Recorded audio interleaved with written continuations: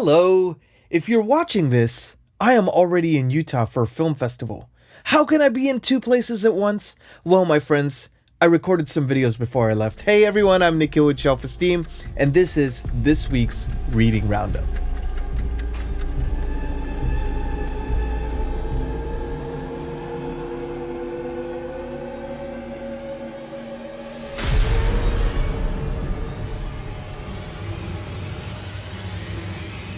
Hey everyone, welcome back to the channel. I'm Nikhil with Shelf-Esteem. I'm a composer, now also a booktuber. You can find my music in various book adaptations like The Wheel of Time, His Dark Materials, the official companion album for Brent Week's Lightbringer, and so many others. And it's great to chat with you about one of my favorite hobbies, which is reading. I love the connection between reading and music, and I always love doing these weekly reading roundups as a way to hold myself accountable. You all as my accountability buddies, as I always like to do for you in turn, and talk about the books that we've been reading, the books that should be on everybody's radar. So if you like this kind of video, please like, subscribe, share it with a friend, somebody who you think might enjoy this kind of video, and leave a comment below. Let me know how your week went, what you've been reading and everything like that. And let's jump on into the books. So the first one I want to talk about is one that I actually completed. And this one was kind of a behemoth to read, but it's a quick read as well. It's also the official channel read along. And so I've been very excited to see how this book concludes. It is Ken Follett's Circle of Days, a chonker, a 700-page plus hardcover novel. However, if you look at the print, it's actually not so bad. And it reads pretty fast. What did I think of it? I will kind of save my thoughts maybe for a dedicated review at some point on the channel. But I want to just say I read 300 pages in a week amidst a busy schedule. So that gives you an idea of how I felt. I was on page 400 last week, finished the whole book. I just couldn't stop reading. You know, it's interesting because some of the same things that Ken Follett is really good at, which is an accurate historical portrayal, even of things that we knew a little bit less about. This takes place 5,000 years ago, talks about the making of Stonehenge. We don't really know too much about the society except for what we can kind of surmise from very badly kept records, right? There was not much records of that time. So we had to kind of postulate what that life might be like. And Ken Follett is really good with his research.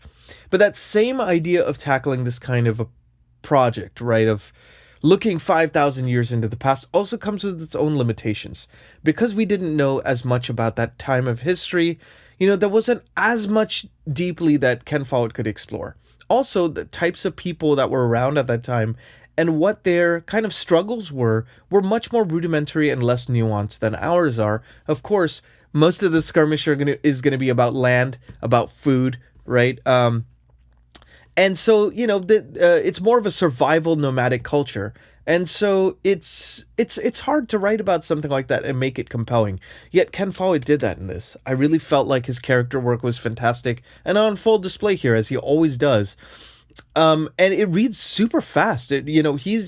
Ken Follett got his start doing thrillers, and he's really good at plotting and pacing these types of books. So he knows how to do that even across larger tomes like this. And he paints the portrayal of what the way of life would be for these types of people, the farmers, the woodlanders, and then also the herders. It's kind of the three classes of people that were supposedly around that time. And also about the priestesses, the people who helped to keep a track of auspicious months and, the calendar, and keep a track of dates and times and things like that, and help to lead ceremonies. So, it talks about what it must have been like 5,000 years ago and how somebody could have maybe potentially rallied people to go and do this crazy idea of let's lift these tons, of weight of stones and carry it all these miles back to this one particular auspicious place. So he really paints the picture of how that might have happened from a sociological, a religious, pagan religious, principles, the way people might have cooperated together at that time, and also about how they might have fought. So I really thought that was fantastic. It's not quite a 5-star book for me because of that limitation that I mentioned, but it's not really Ken Follett's fault. It's kind of like more a sign of the times. Ken Follett uses modern language also, which kind of sometimes felt a little jarring for me, especially reading something that feels like it should have sounded a little different the way these people interacted with each other. But these are small gripes, and I still feel like it's very worth reading. I don't know if this is the first place I would start with Ken Follett's journey, but I really enjoyed myself with this. This is maybe my fourth Ken Follett book, and I'm glad I've read it. So if you want to check it out, link is in the description. If you're on this read along, I would love to hear from you how things are going on your end. I know people are on varying speeds, and I think that's the best way to experience books like this, because, you know, you don't want to feel like homework, right? You always want to feel like you're reading because you enjoy. So what better way to do that than a community of people all together? So that was the first book I tackled. The second book, I got a chance to read a little bit more of, and I'm very excited to dive back into Stephen King, because, you know, Stephen King is like one of my favorite authors of all time. Yeah, actually, he's my favorite author of all time. And I just love his sheer breadth of work. And so I've been wanting to read this one, Dr. Sleep. Dr. Sleep is a sequel to The Shining. Now, making a sequel 30 years after the first book was written seems a little bit of a risky move, but I love that the sequel talks about Danny Torrance, the kid that is now grown up, you know, the kid from the first book, now grown up, and dealing with his own addictions and demons. And it talks about how those addictions can manifest themselves in physical reality. And it's very much an allegory for that.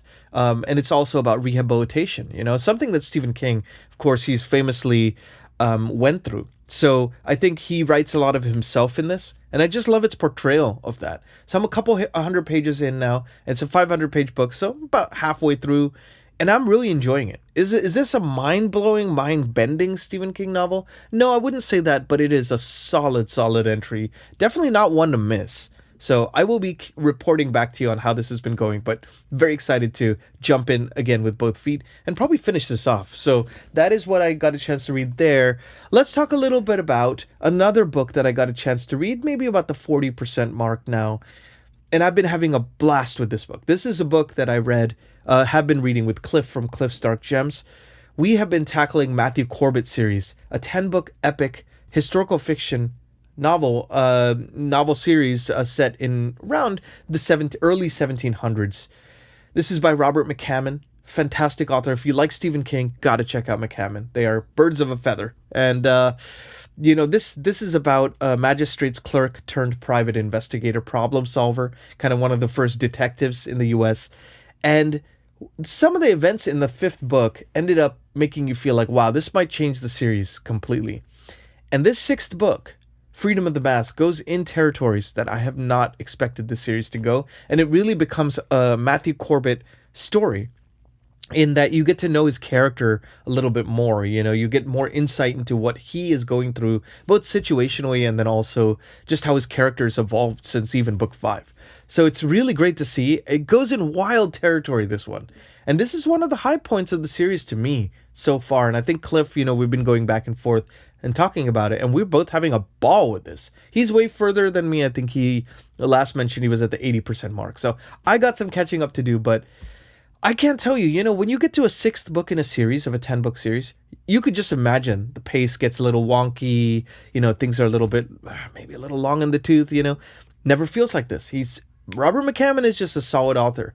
I have read like 10 Robert McCammon books now, and I gotta say, I mean, that's like half his catalog or something, and I just love every single one of them. One of the most consistent authors I've ever read. So definitely check this out if you haven't. Matthew Corbett series is fantastic. I also got a chance to start inadvertently. This was not on the plan, not on the docket, but I found out that one of my favorite musical artists of all time, Ozzy Osbourne, wrote another memoir. I'd read his first one, and this one is a bit more updated and talks about his health challenges and things like that. And he sadly passed away like 48 hours after he completed this book. What a way to go. I mean, to write your memoir and your kind of last words to your audience and then pass away 48 hours later. This one is called Last Rites, aptly titled. I just can't put this down. You know, it's very hard to read a book like this and then try to go back to other stuff because it's just so entertaining, so well written. And it really is written in Ozzy's voice. You know, I don't know if he worked with a ghostwriter. I imagine he did, because he always has said he famously suffers from dyslexia. So, but it's written in a charmingly humorous fashion, and he makes light, of course, of all his health challenges from his broken neck and subsequent paralysis and Parkinson's and everything, and just all the struggles he went through. And then also kind of looking back on his life and talking about some untold stories straight from the man himself of his earlier tours and things. So fascinating book. It's about 325 pages. Highly recommend you check it out. It just came out. So when I went to Barnes & Noble yesterday, as of this taping, I read like 120 pages in one day, so like a third of the book, and they were just putting them out. So brand new, straight off the presses. Definitely check it out if you're an Ozzy Osbourne fan. So let's talk about what I'm going to read, because as I mentioned, as you're watching this, I am already in Utah for Film Quest, so my reading is going to be a bit more sparse, but I always keep a book handy at all times. And in this case, I'm actually keeping a few books handy because we're going to be gone for the whole week. So Monday through Sunday. I am going to finish the Ozzy Osbourne book. Absolutely. I'm going to probably finish the Matthew Corbett book. I'm going to try to get a little further in Dr. Sleep, but I'm not going to push myself there. And then the other edition that I want to kind of really make a priority, because I've been falling behind on this, I've been wanting to read this, is Shirley Jackson's The Haunting of Hill House. I'm reading this with Francois de Clercq, a friend of the channel, and he is further than I am. I'm only a couple pages in, but I'm very much looking forward to checking this out, and it's a very quick read, so I know that I'll be able to complete this on my journey. Plus, it's like a 9-hour journey there, so to Utah, and a 9-hour journey back. So plenty of reading time still to come. But let's talk a little bit about the channel. So we are at 1,399 subscribers, just one away from the 1,400. So if you haven't subscribed and feel compelled to help me get to 1,400, I greatly appreciate it. Only if, it's not a vanity metric for me. I really want to reach more people. And I feel like I have a different voice to give to BookTube. And I always try to, find unique angles to talk about books and music and adaptations and their tie-ins. So thank you for being here. I got a chance to release 3 videos this week. I am back on my regular schedule. I've been doing batch recordings, and that's helped me tons because my schedule has been busy. But I want to always add value to the channel. So I did my reading roundup. I also did my November TBR. I always do this about a week or so before the month begins, because I feel like people want to sometimes read along, and I can open up channels on the Discord, which link below, and we can just make it more of a casual reading experience, of a read along journey for all of us. So figured that would be kind of a fun way to do it. And that video has been doing pretty well on the channel, so it's nice to see people are interested in hearing, even though we're not quite out of spooky season yet, what I have on the docket in November. So you can check that out up here. Then I also did an interesting video for the channel, because I'm a pretty positive guy, as you could tell. I don't like to denigrate things, but I will call a spade when I see it. And it's, of course, a spade according to me. So it's only my viewpoint, but I listed my top most disappointing reads since starting the channel. I've been doing this channel for about 1.5 years, so I've read quite a few books in that time. And I always like to find the bangers to recommend to you, but I also found a few duds here and there, and I wanted to talk about them. Some might be, ones that make you go, click the unsubscribe button and hate me forever. And so I always ask, please don't hate me. It's just my opinion. And let me know in the comments if you agree or disagree on any of those. That video you can find up here. But it's fun kind of talking about that. And I will be doing an addendum, because I always, as I like to say, keep it positive on the channel. I will be talking about the books that were my favorites since starting the channel. So that brings me to what is on the docket for this week on the channel. So I got a couple videos for you in addition to this reading roundup, because I recorded them all at once. One is an answer to a question I've got a lot on the channel, which is, hey, I know you like Stephen King. I know you've read like 55 books of his. Where's a good place to start? That's a complex answer because Stephen King is so prolific. He writes in so many genres. He's the master of horror, and rightfully so, but he writes fantasy, he writes historical fiction, he writes crime thrillers, he writes coming-of-age dramas, right? So he's all over the map when it comes to that stuff, and I wanted to do a Stephen King primer video, which basically talks about, hey, maybe these are great entry points. If you want to just read chunky books, these are great entry points. If you like fantasy, when you want to explore fantasy horror, these are good entry points, just kind of showing you different methods of getting into Stephen King, and you could choose your own adventure. So you can expect to see that on Thursday.